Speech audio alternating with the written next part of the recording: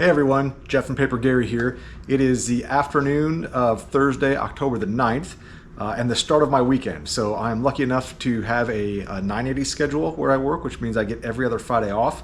So tomorrow is my off Friday, which means I've got a pretty long weekend ahead of me to get a lot of building done. And there's going to be lots that takes place this weekend. I'll be doing a lot of filming, probably some unboxing. I think I'm tracking some parts delivery from vans, which should be my practice kits, as well as some replacement parts that I purchased. So I wanted to do a video to talk about quality and maybe a quality escapement. In my inventory that David and I performed on Saturday last weekend, we sorted out some parts that were both defects that I had replacement parts for already, that were included with this kit that I bought used, or parts that had some corrosion on there that were too far gone to be salvageable that I had to go reorder. And so wouldn't you know it, I put them in the same exact shape, size, and type of bin. And when I went in to order parts, I of course grabbed the wrong bin. And so I ordered a bunch of parts that I really didn't need. It wasn't a whole lot of money, so I wasn't too concerned about, dealing with canceling the order. Having a spare would be just fine. So we got a couple spare parts that'll be coming in. Maybe I'll find somebody that has a need for them in the future use and I can gift them on somewhere, or we'll turn them into brackets or other things. I'm sure I'll find a use for them. They won't go to waste. But I did order the proper parts for replacement to take care of the corrosion that I had on a few of these issues. So the funny thing, right, as aircraft building will go, I came in here Tuesday afternoon thinking I was going to get a lot of building done, and started looking at plans, only to realize that the next step in my plans included all the parts that had corrosion on there that I could not use. So stopped work there. Went forward to the next step and thought, well, I'll work on a different portion of the horizontal stabilizer. And got into a spot where there are some spar doublers that come in one piece and you have to cut them to separate the two of them, right? And so I fired up the bandsaw and my bandsaw immediately broke. So that was a delay of game there. No big deal, went to the hacksawed those things in half, got them all together, and then stared at drawings for a long time as I tried to figure out how all of this went together. And I remember from listening to that Hippie Pilots videos, you really have to read these instructions all the way through and then read them again, and then kind of go step by step. And so I was able to piece together how this went together. Now, this portion of the build is something the previous owner had already started and completed to some degree, right? So the spars have already been painted and they've been match drilled, and some things happen there. And of course, when I bought these things, I had to take them all apart to get them in my truck and transport them. So I'm getting back to the point where the previous builder left off.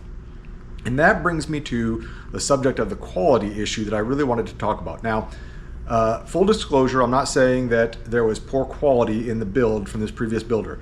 I think they got to a spot where they stopped and probably just didn't finish the process, but there was something I noticed that concerned me, and it's on these parts here.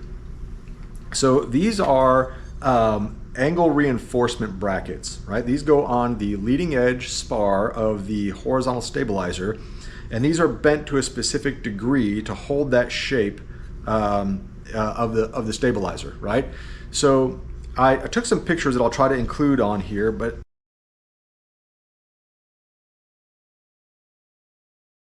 if you look really closely at these, I don't know if you can see or how well that's coming through on camera, but there's some marks, some striations, if you will, in these parts. Now, when these parts come from vans, they do not come tapered like this with a rounded edge. They come square, and part of your process as the builder is to cut these things down to a taper, round this edge while maintaining adequate edge distance for this rivet hole.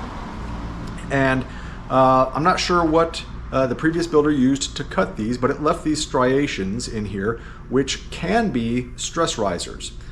Anytime that you have a failure in a metal portion, right, you're not going to have it just in the middle of the flat, clean, plain surface here, right? You're going to have it where some stress riser occurs, whether that is from a drilled hole, because when we drill a hole, it doesn't really, it more or less tears a hole in metal. It doesn't really cut a clean hole. If you were to look at a hole drilled in a piece of sheet metal, a piece of sheet aluminum, through an optical comparator or a magnifying, not a magnifying glass, but like a microscope, you would see that that's a pretty jagged and pretty rough hole. It might look clean to us from our naked eye, but in reality, there's a bunch of little cracks that that come out and radiate out from the edges of that hole, which is one of the reasons why we ream holes after we drill. So we drill undersize a little bit, and then we ream to final size. That files out, if you will, some of those stress risers and makes for a stronger part. But anyway, you're always going to get the failure of that part where those stress risers are, whether it's the cracks around a hole or whether it's a crack around a bend from bend radius or from poor machining or whatever. That's typically where your failure is going to take place. Now, this part in particular had those striations along this edge very close or right at this bend line. And that made me really nervous, right? So as I bend this thick piece of metal, and you're supposed to bend this thing, and I can't remember, don't quote me exactly, but it's 6-ish degrees or something like that. I was concerned that the metal might crack, if not today, probably eventually, right? Maybe 5, 10 years down the road of vibrations and flying, whatever. That's a stress riser that's going to create problems. So I wanted to take care of that right now while it was accessible, not have it happen where I couldn't see it and lead to a bigger mess later on. So really easy fix. There's plenty of material left here, so I just took it to the belt sander, smoothed these things out, got rid of those striations, and removed those stress risers. And I will continue to do the same thing on this part as well, maintaining the proper edge distance that we have so that we've got a nice clean part. Now, one of these things, actually this is the part where I removed them, where we had the striations on the bend line. This one I think still has some cleaning up to do. I'm not too terribly concerned about this area here. We've got a lot of material between that hole and the edge, and there's no bend taking place there. So even though that might technically be a stress riser, the forces imparted on that part are probably not as big as concern as where I would bend that metal. So that was Wednesday's activity after the bandsaw break and the holdup from the corrosion of parts. I did want to get something done, so I got that taken care of, and it taught me a lesson of inspecting the quality, but also always film. I wish I had got this on video, but I did not. I did take some close-up pictures there that I'll try to include, so if it didn't come out on camera, you'll get a better image of what that is. And really just wanted to talk about that quality bit as we go through the manufacturing process. And so that's going to carry through on the rest of our processes whenever we're cutting or drilling metal or filing or whatever nature. Make sure that we're not imparting stress risers into our parts that will lead to a failure later. So with that, like I said, lots going on. I've got lots of packages that are going to be delivered over the next few days. I've got some new tools coming in because I had kind of brought into question the pneumatic drill that I have is not variable speed. It's just kind of on off, and that's not really conducive for quality manufacturing in my personal opinion. I want to be able to have some trigger control on there, so I have that coming in, a new rivet gun. I think I might even go ahead and buy a new flush set rivet set for my rivet gun, because the one that I have a little bit rusty. It's supposed to be a clean polished surface, and I think in order to prevent some slipping and to prevent some of that marring that we saw on the parts, I put a piece of tape over there. Not really sure if that was the right move or not. I know some people do that, some people don't.